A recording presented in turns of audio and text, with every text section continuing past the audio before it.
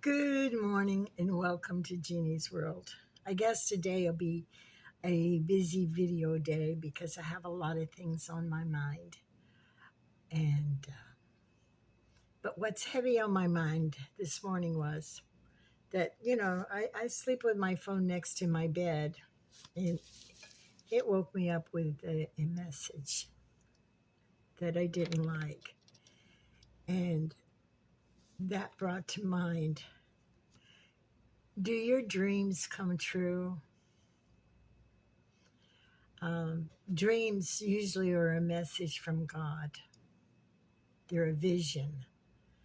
Sometimes we call them nightmares because they're so horrible. And sometimes they're just pleasant and you just drift off into the clouds and you get a real restful sleep. Have you ever had dreams that you would remembered very, very well? When I lived in New Orleans and I was married to a Greek, he wasn't a good man. But I don't, my, I didn't marry for love. He married me for citizenship. I married him for another reason. And of course, it didn't work out well. But I had with him two dreams that I remember very, very well. Um, I'm not going to go into the whole detail of the dreams, but the first dream was I was dreaming about Greek Orthodox. He was Greek Orthodox, and walking down the street, and they start skinning the people, and um, it was it was terrible. But then toward the end of the dream, I get stabbed. So in reality, what happens? I used to be a barmaid, and I was working in the Acropolis, it in New Orleans. No, I was working at the Greek Club. I switch back and forth. When I get tired of one job, I go to one. There were three of them, and they always hired me because I was a good employee. But sometimes you just reach, you know, your limit. And anyway, so I come into the Greek Club as a customer with my husband to have a couple of drinks.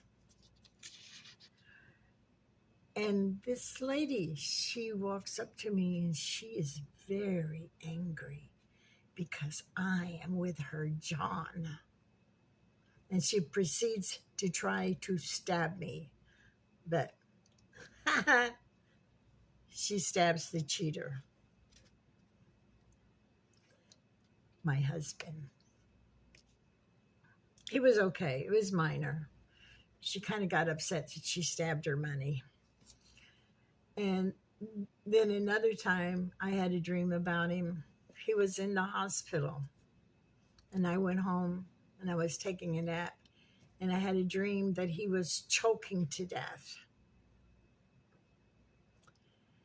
And I went to the hospital and the nurse had put an ace bandage around his neck and he was literally choking to death. So my dream saved his life because I was alert to know to go and to check on him. So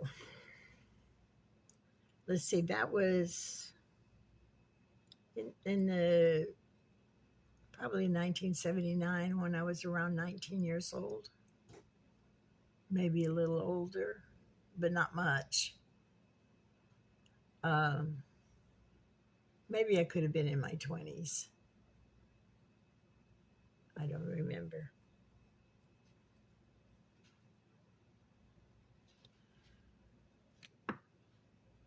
I had another dream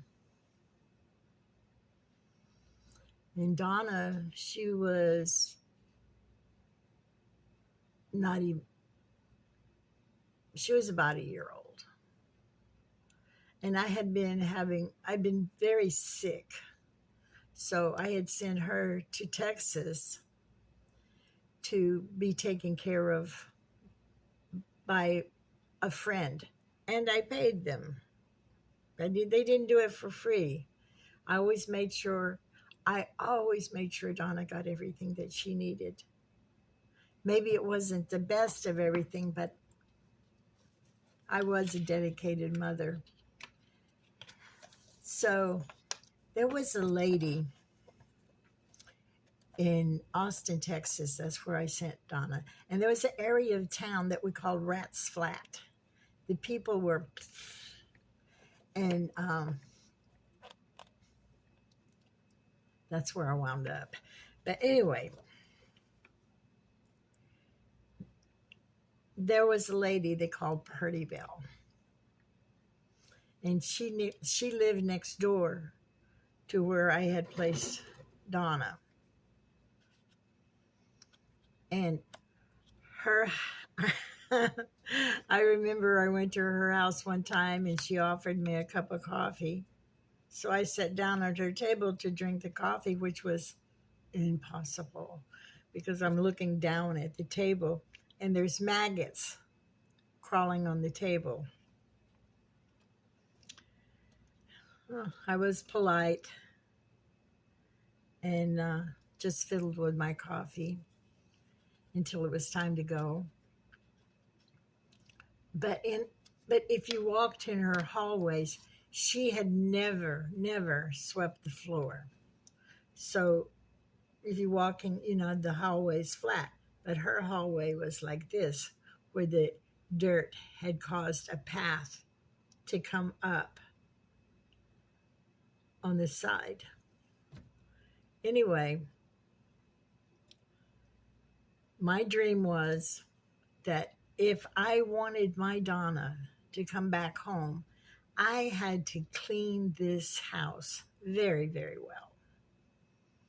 That's frightening. So I got my friend to take me to Texas to pick up Donna. I was feeling better anyway, so it was time for Donna to come home. So we get to this house to pick up my daughter. Well, they decided that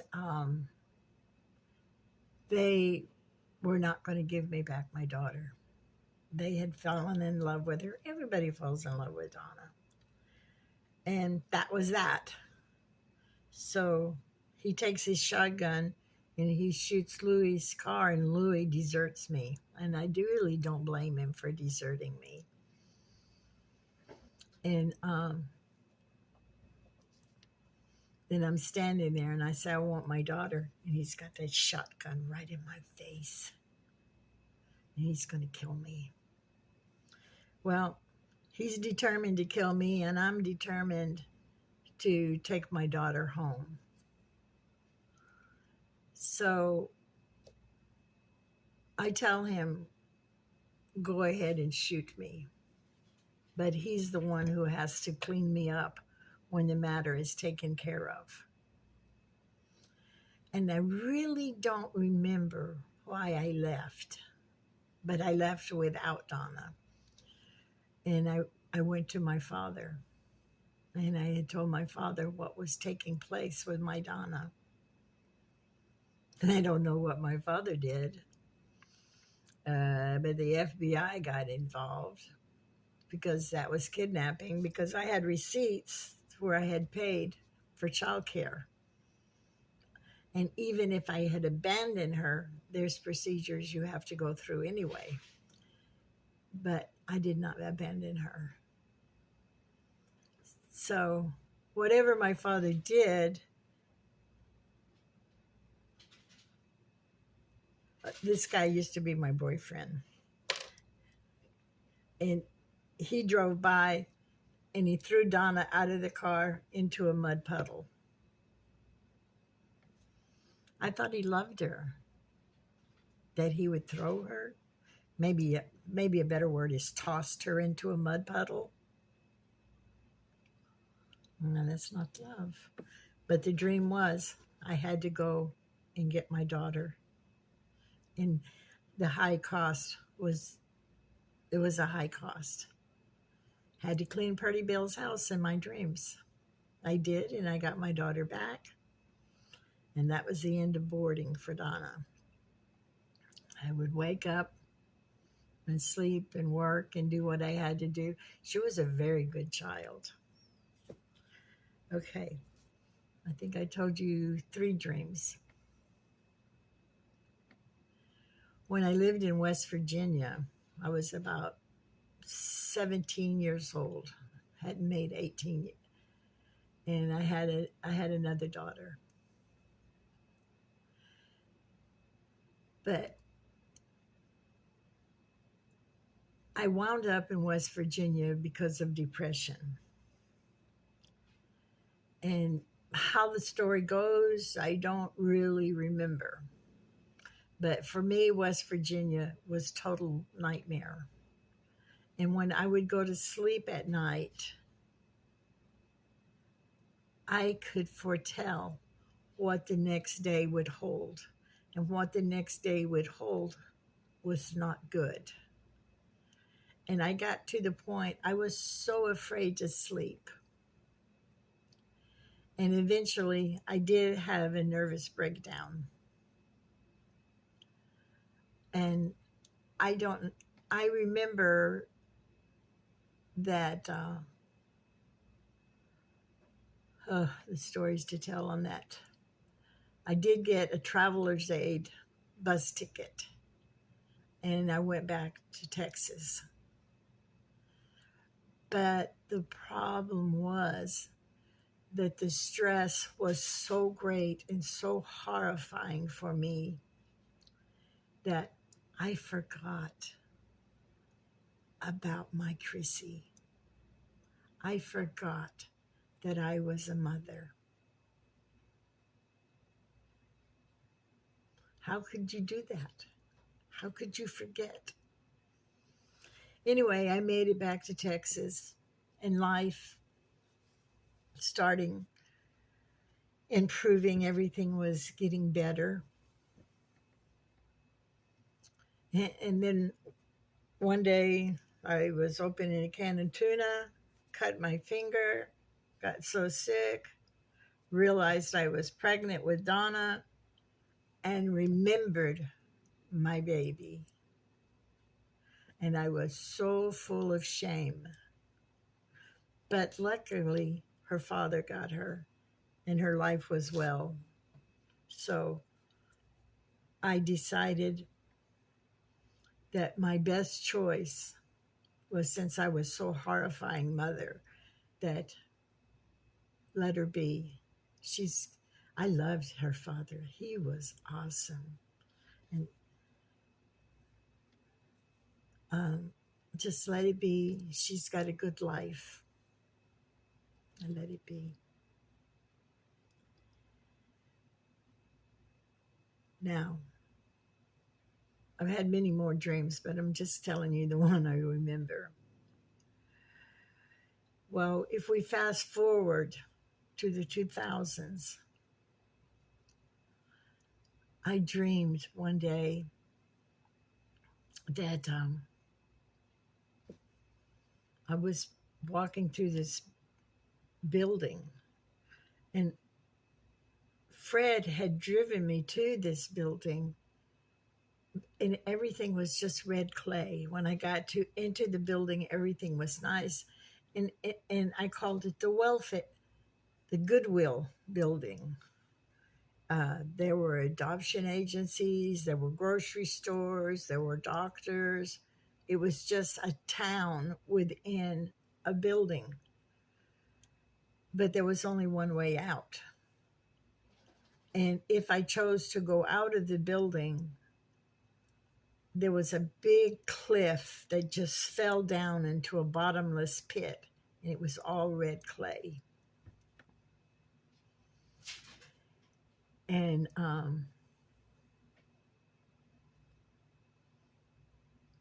But at the other side was a long window. On that long window, it was Florida.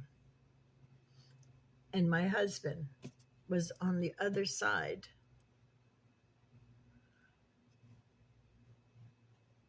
was Bob, on the other side of that mirror, of that window. And I could not get to him. It was totally impossible for me to go to that side of the building. Well, what happened from there, from that dream, I told my church about the dream. It was very detailed. And they just kind of laughed at me. But what happened was Bob had cancer. And he'd left and went, I think he went to Chicago, somewhere he went to Cancers of America.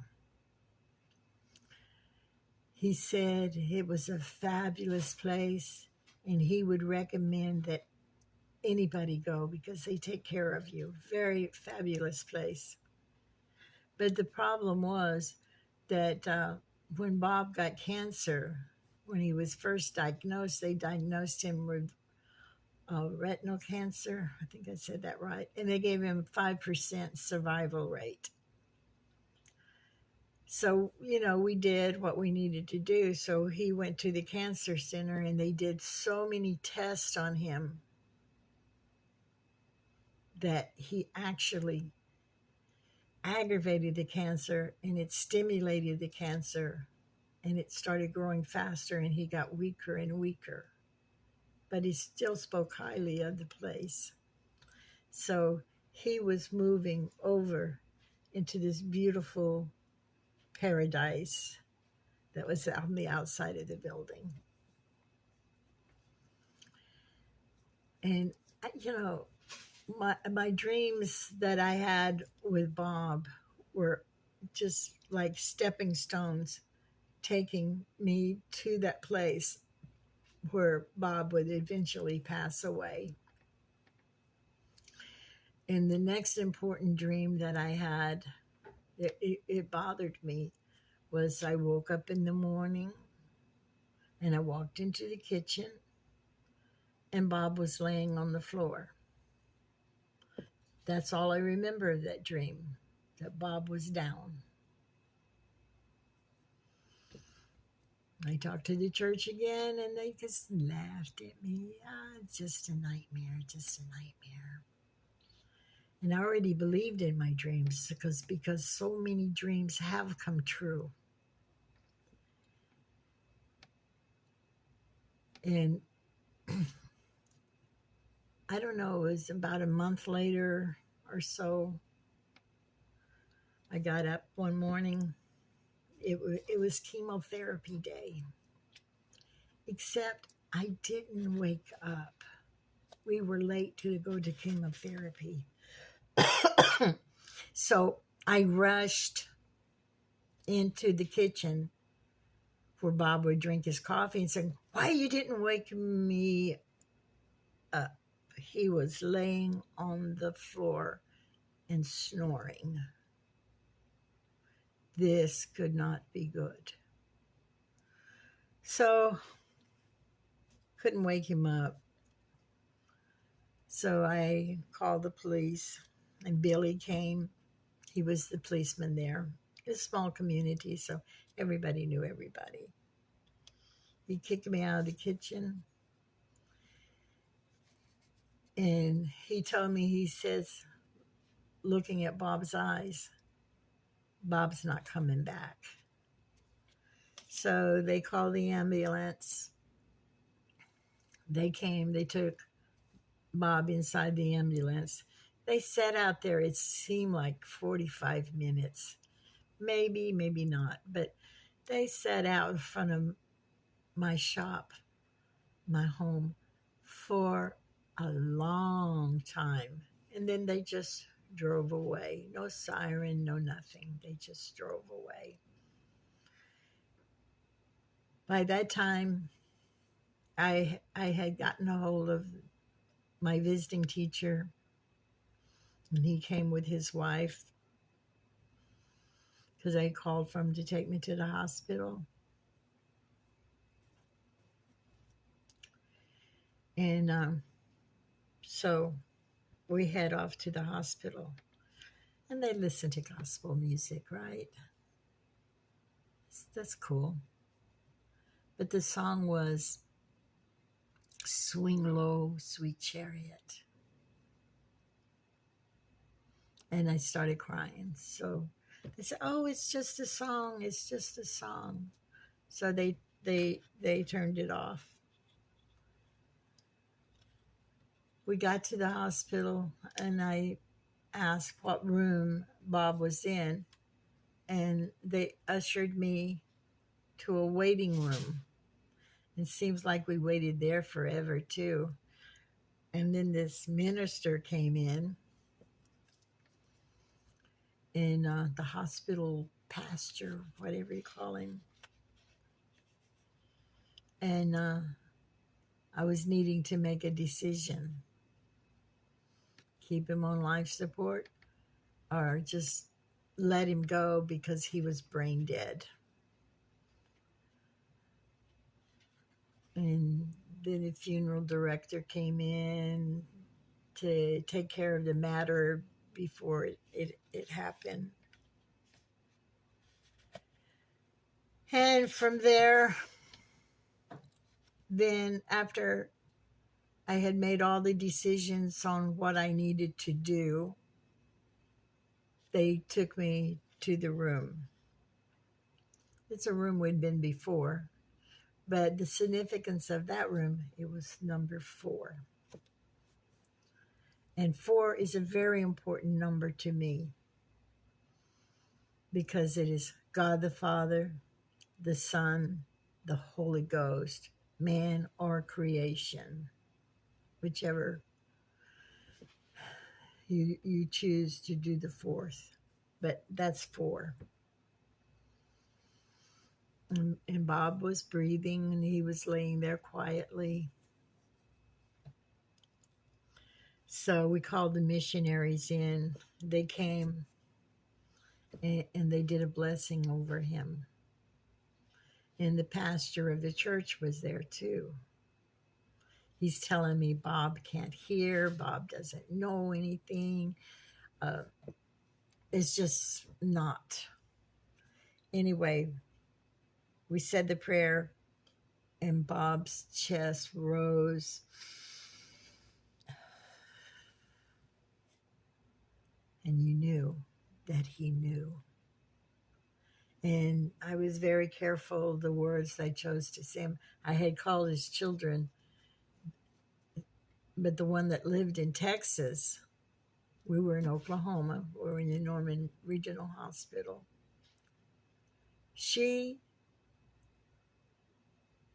passed us, and she went to Kansas to pick up his other children. And so that kind of irritated me. You know, if you want to be with your father,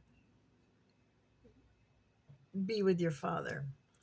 But again, it didn't irritate me either.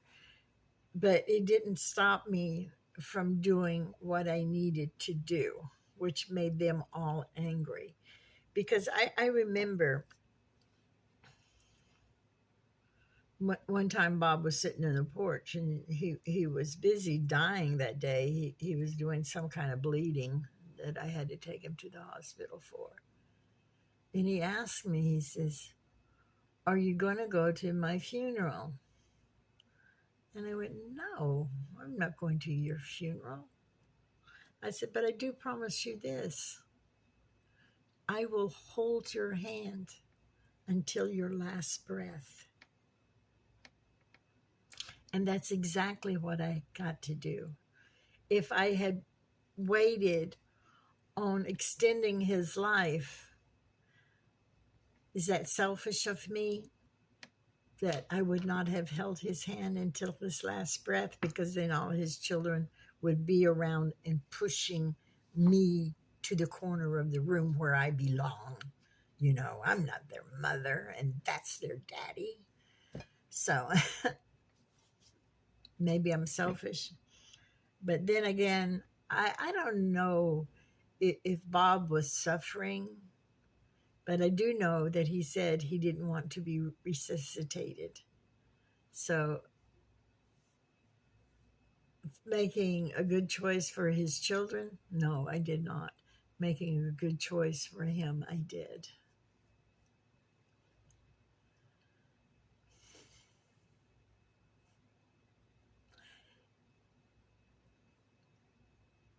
And Christmas, because he died on his birthday, January the 5th. He was born January the 5th, 1947. He died January the 5th, 2010. If I had not slept late that night, that morning, and I got him to the hospital, he would have died exactly his time of death. That being that I woke up late, God works in mysterious ways, doesn't he? And that those dreams, they weren't really nightmares, but they were telling me something that I needed to know. And when I think back after all these years, and the years too that have passed, I've always felt comfort in knowing that God on many occasions guided me through the journey of Bob's death. And I think that 14 months was really the best part of our marriage. So sometimes I get happy just thinking about Bob. I know where he is. So there's been many incidents of dreams, but there has been one dream I think I had many times in 1957, 1958, and 1959. And this dream has always kind of horrified me. So I'm having this dream when I'm 7, 8, 9 years old. I don't know how the world was going back then. I probably should look it up. But with policies in the White House, giving the Pentagon power for the first time in history. Okay. I might get in trouble. This may be a copyright. It may not be a copyright. But when I was sleeping last night, for some reason my phone comes on it sometimes. And it always comes on sometimes for a good reason and sometimes not. But it came on last night. But the dream that I had when I was a little girl was that I was sitting in my living room watching TV. Life was nice. Life was comfortable. Life was what it's supposed to be for a little girl. And these soldiers pushed in the door with machine guns. And they were taking us out. That's all I remember of the dream. And it has bothered me all my life. I was 8, 9, 10 years old. Now I'm 75.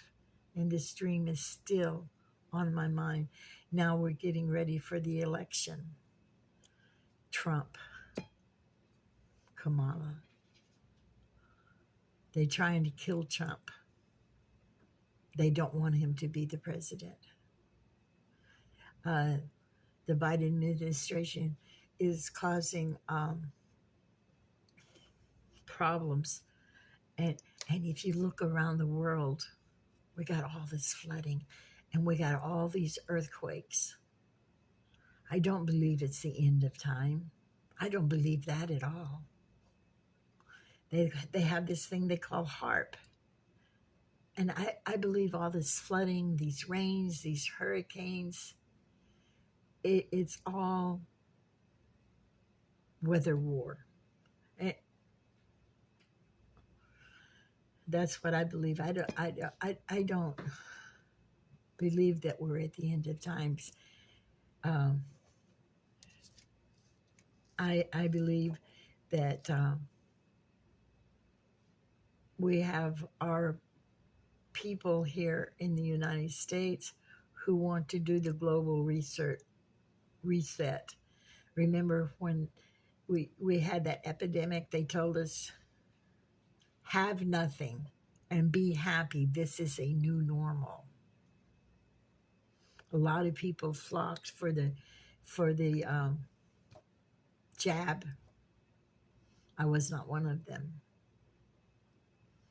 And a lot of my loved ones who got the jab are gone.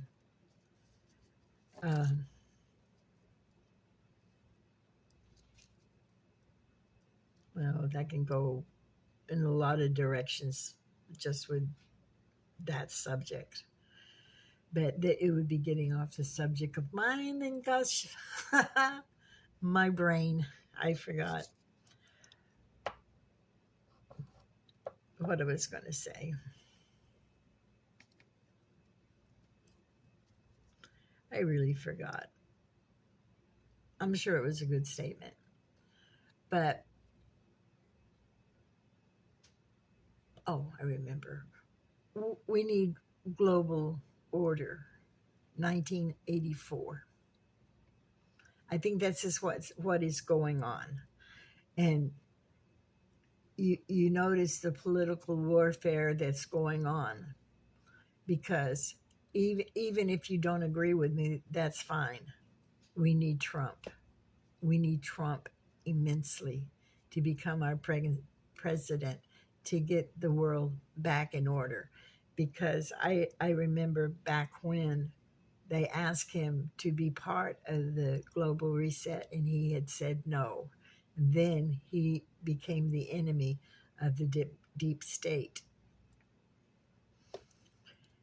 So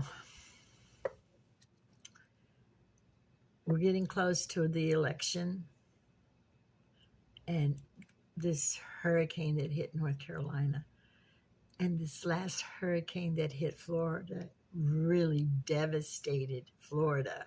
Not as bad as North Carolina. And,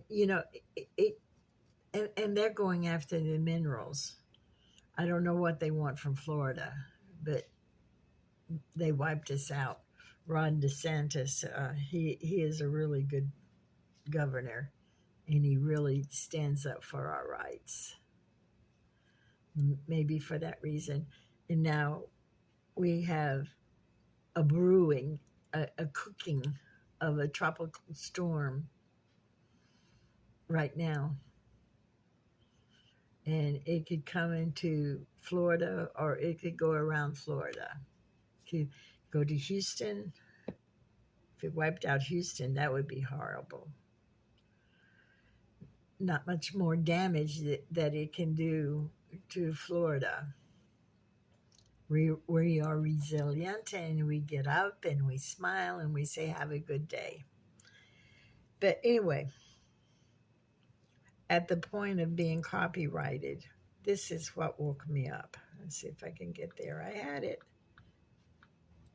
Policies in the White House, giving the Pentagon power for the first time in history to use lethal force to kill Americans on U.S. soil who protest government policies. That's terrifying. That is a terrifying thing to push through for the first time in U.S. history, giving the military the ability to shoot and kill American citizens.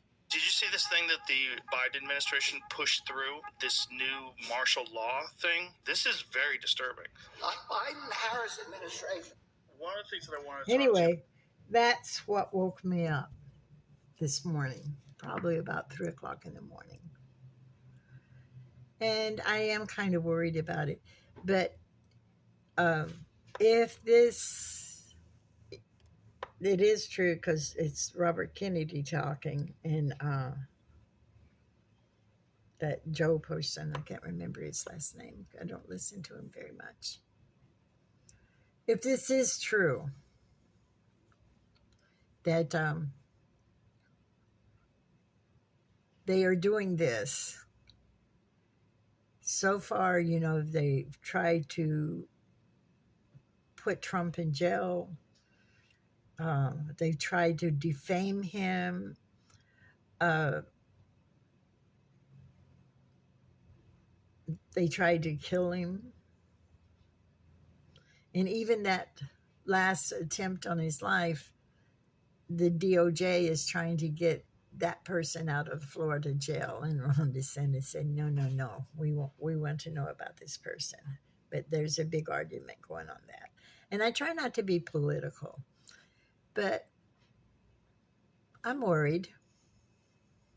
And I pray to God, this is a dream that never comes true, because it would be horrible. But I can honestly see it happening. And if, when you're watching YouTube, I watch a lot of YouTube, they're always preaching, get your food, get your gun, get you. And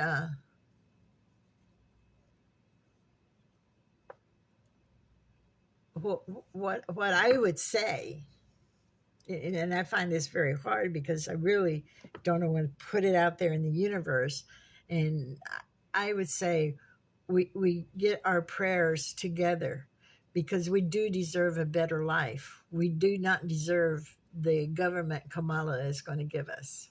We deserve our freedom. We deserve our lives. And Trump has to win. But I feel that when Trump wins,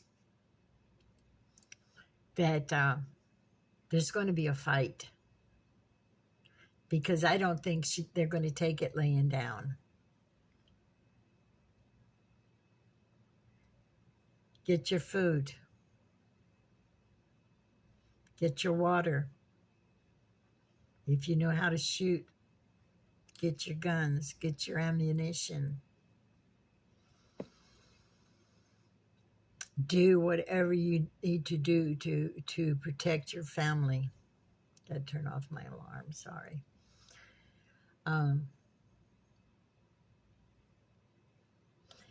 But most of all, don't worry. Be happy, because we are in the hands of God. And see, I worry. But that's part of my nature, I think. I find these words very, very, very hard. They're all up here and they're kind of mumble jumble, and they don't want to come out my mouth.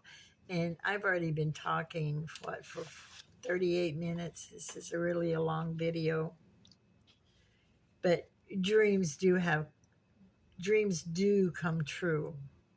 And I pray with all my might, of all that I have, that the dream of my youth never comes true. And I ask you to pray with me. We are a wonderful nation. We are good people. Love you. God bless you. See you later with a smile upon my face. Keep your smile. Keep your sense of humor, because that is what's going to keep you sane. Be happy and have everything. Love you much.